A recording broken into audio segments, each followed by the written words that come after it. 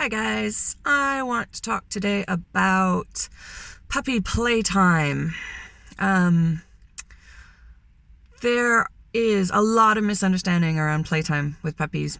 Playtime is super important for learning. It's how they learn to interact with each other. It's how they learn a lot of bite inhibition. There's a lot of learning that happens with playing. But if play is appropriate and is done the right way.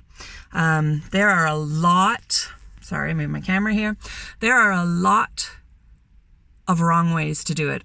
And free for all puppy play where they just get to wrestle and play nonstop with no guidance, no interaction, no breaking up the playtime, no any of that is a really, really, really bad idea.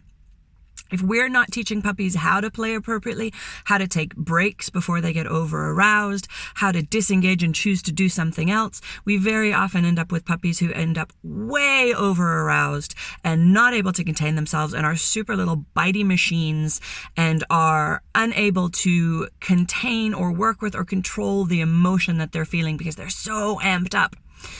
Think toddler on a sugar high. Our job is to help them learn how to play properly. They're not always just going to figure it out on their own. They're babies, right? There's instinct that helps to a certain degree, but a lot of it we need to help them learn how to appropriately play. And socializing your puppy is not all about how much your puppy can play with other puppies. It's not. It can be a part of it. It is a part of it if done properly. But I see so much just thinking that socializing is puppies playing and that's it. And it's really not. If your puppy plays with every single puppy that they see or goes to a training class and just plays every week without the guidance and structure and boundaries, we create frustrated puppies.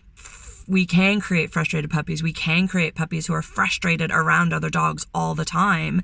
And that frustration can come out in barking whenever they see another dog or really inappropriate frustrated play when they eventually do get to go over and see the other dog. And that isn't something that puppies are going to grow out of. Now you have a frustrated adult dog. You have either a frustrated player, a frustrated greeter, reactive dog because they're frustrated every time they see another dog. And that can so easily be avoided in certain cases by what kind of play you're allowing your puppy to do.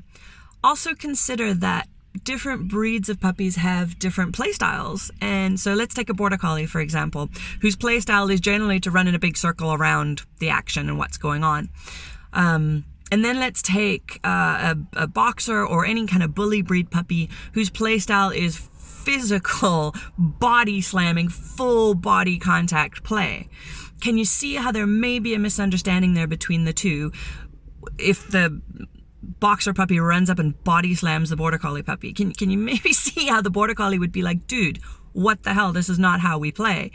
And that can create, depending on the temperament of your puppy, depending on the age of your puppy, depending on their developmental stage, that can create fear or frustration around other dogs being around them.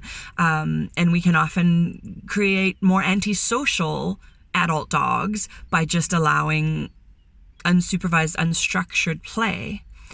So try to broaden your thinking around what socializing is and get in touch with a good trainer in your area, and get in touch with me if you can't find a good trainer in your area, and I can either do some Skype consults with you or connect you with someone in your area, or help you find someone to really do play appropriately, because I see these like free-for-all puppy socials that just, and then I can pretty much guarantee that a large percentage of those puppies are going to end up coming to me for private work later for frustration or fear or reactivity. It's super important, guys. We have to be really careful that we are doing what our puppies need, not just what looks cute and what looks like they're having fun.